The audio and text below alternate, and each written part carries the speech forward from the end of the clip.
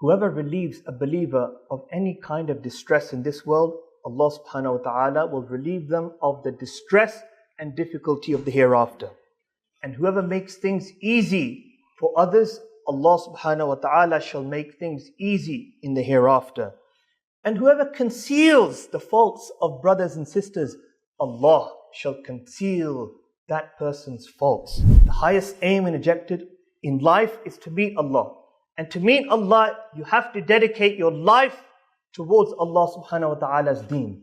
This means spending a few hours every single week in the service of the mosque, in the service of the community, like your elders did for 30, 40, 50 years when they came to America with nothing in their pockets. Positivity will ensure that every aspect of your life with Allah subhanahu wa ta'ala travels and migrates towards a destination of success. The practical manifestation of Husn-e-Zann. Husn-e-Zann with Allah subhanahu wa ta'ala, as we have understood.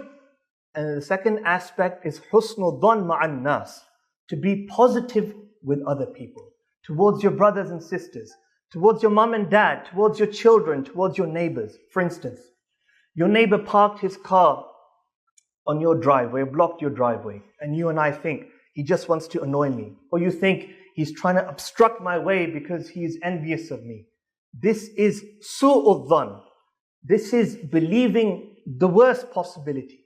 Husn-e-Zann is to think, no, maybe he was in a rush. Maybe he forgot and he blocked my driveway, but in his heart, he did not mean any harm to me. Another example. Your boss says, you are a very good worker, but I cannot afford to hire you anymore. From today, this is your last job and you can leave tomorrow. In your heart, in my heart, we will think, he's been very disloyal. I've worked for him for 30 years.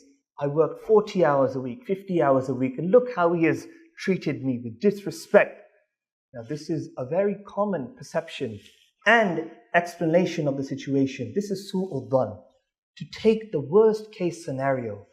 But if you want to become among station one, those who indeed love to meet Allah, loves to meet them, you must transform your thinking. You must think, no, perhaps there's an excuse.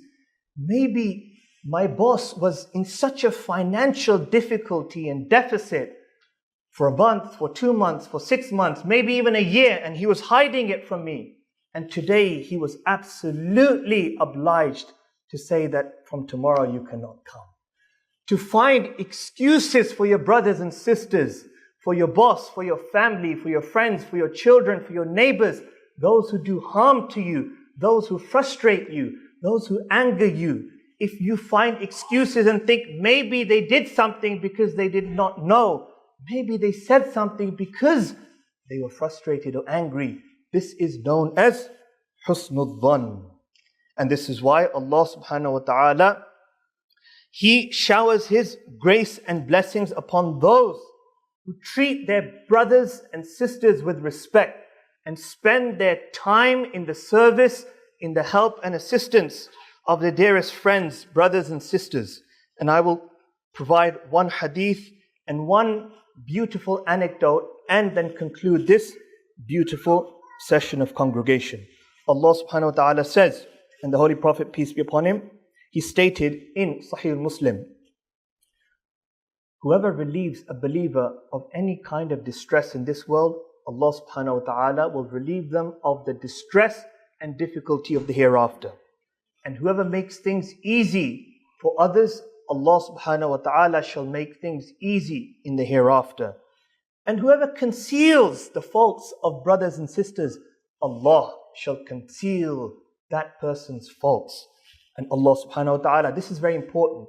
This is for those who spend their days and nights in the service of the mosque, of the deen, and do not have time to commit to their professions as much as they would like.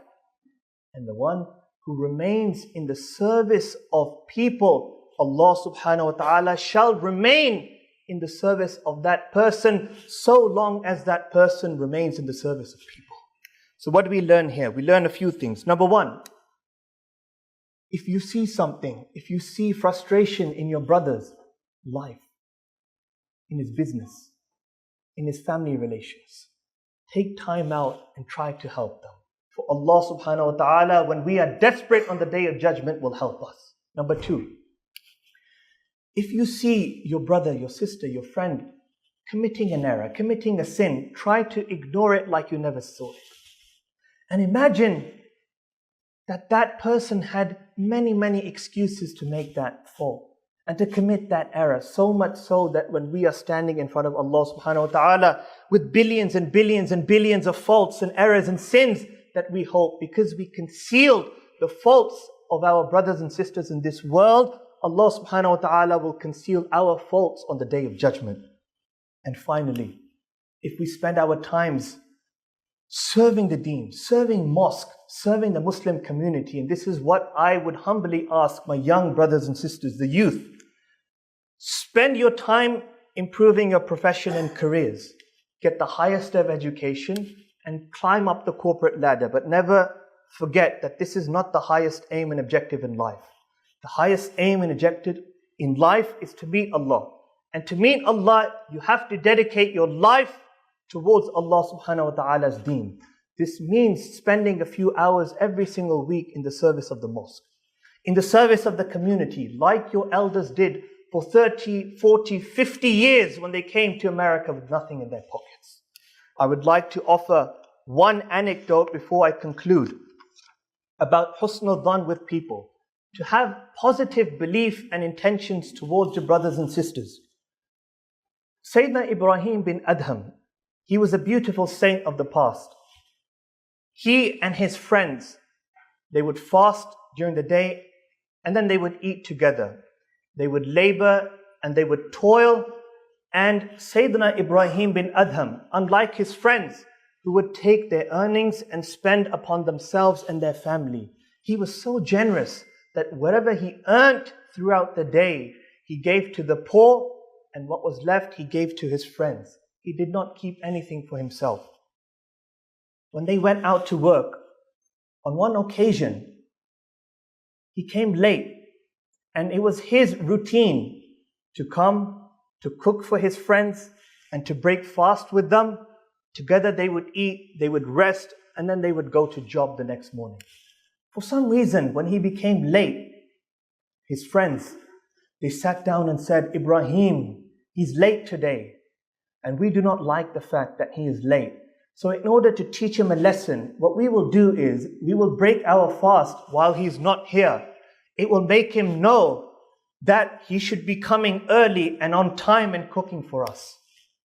So Sayyidina Ibrahim Bin Adham, he came back and he saw that his friends were sleeping, although they had eaten. And he felt so ashamed that my friends have gone to sleep hungry. I could not come in time, cook bread and feed them. And so quickly, without waking them up, he lit a fire. He kneaded bread and started cooking bread upon the stove. And ashes went on his face and his face had become blackened. Then his friends woke up and they looked at him and they were shocked. What is he doing? And they spoke to each other. It looks like he's cooking for us, but we have eaten. And we slept early to give him a lesson. Look at him. So they asked him, Oh Ibrahim, what are you doing? He said, Oh friends, please accept my apologies, my humble sorry. For you have gone to sleep hungry and I came late today. So I did not want to wake you up. I wanted to cook your bread and your food. And when it was ready, I would have woken you up to feed you. And look at his friends. They said, Oh friends, look how we treated Ibrahim bin Adham. Look at what we thought about him and look how he had treated us. Look how he has thought about us. We thought about him negatively and look how positive he was about us. This is our message for this congregation.